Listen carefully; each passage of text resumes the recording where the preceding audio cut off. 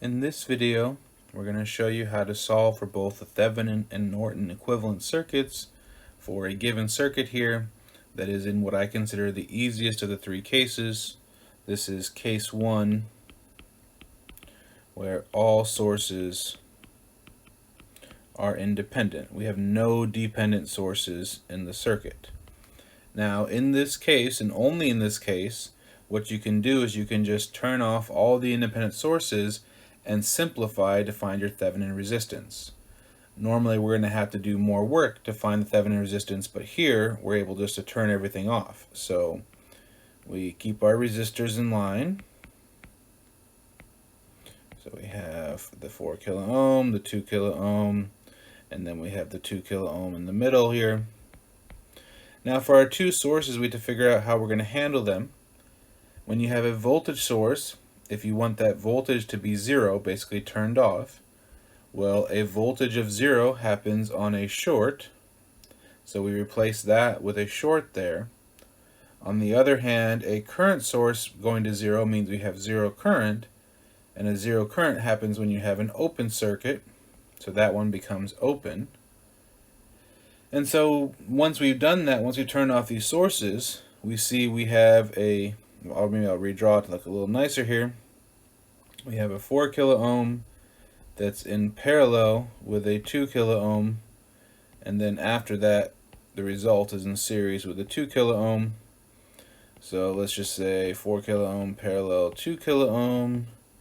That's 4 times 2 over 4 plus 2. That's going to be 8 over 6, which is the same as 4/3 kilo ohm. And then put that in series. We're going to have 2 kilo ohm plus that. That's going to be 10/3 kilo ohms, and that is our R Thevenin. And as I said earlier, the only time you're able to just to simplify resistors to find R Thevenin is when you have a circuit that only has independent sources. If there had been any dependent sources, this would not have worked. Now, next thing we need is we need our V Thevenin, and we're also going to need our I Norton. And one thing we learned before was that the V Thevenin is the same as the VOC. So you're going to take your circuit and leave it as an open circuit here, which means I do not connect the two terminals they gave us. And just redrawing the circuit here. 6 volts. So what we're trying to do now is we're trying to find the voltage difference between this top terminal and the bottom terminal that they indicated. Now we can use node voltage or mesh current. If we use node voltage, we can go ahead and put maybe the ground on the bottom there or something, but you see there's actually quite a few nodes. On the other hand, there's only going to be 2 meshes, and in fact one of them we already know I2 is 2 milliamps because of that current source there. So we might as well just go ahead and do node mesh current here, only one equation.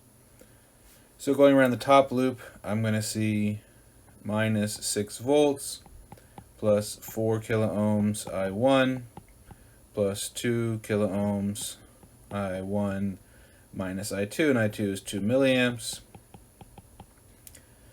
Then we're going to get combined together to make a 6K I1, and then see minus 6 minus 4 is going to be 10 volts.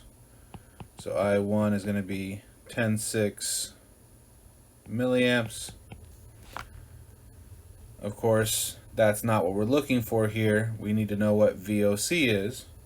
And if I want to do VOC, one way to do that is to do essentially a loop right here.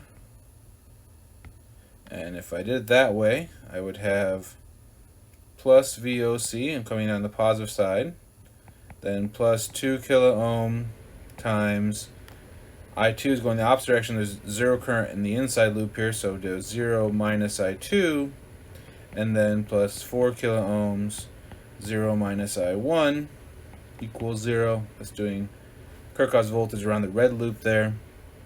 So we'd have VOC I2, we already know that is 2 milliamps. So we'd have minus 4 volts there. And then I1, we just found that to be 10.6 milliamps.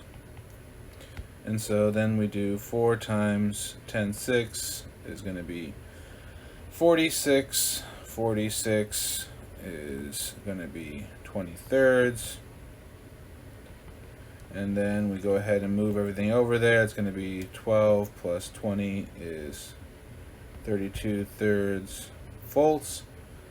So we have our VOC, we have our R Thevenin. That means our Thevenin circuit, Thevenin equivalent, is going to be a voltage source of 32/3 volts with a resistor who is 10/3 kilo ohms. There's your Thevenin equivalent.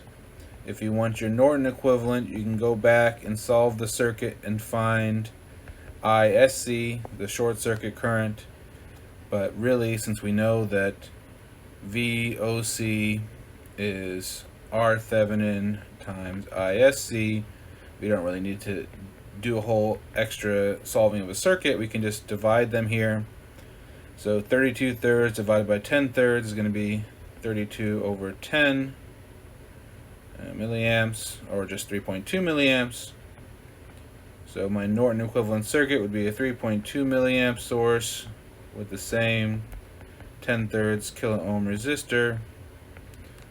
And that gives us the final answers we're looking for. We have our Thevenin equivalent, and we have our Norton equivalent circuits.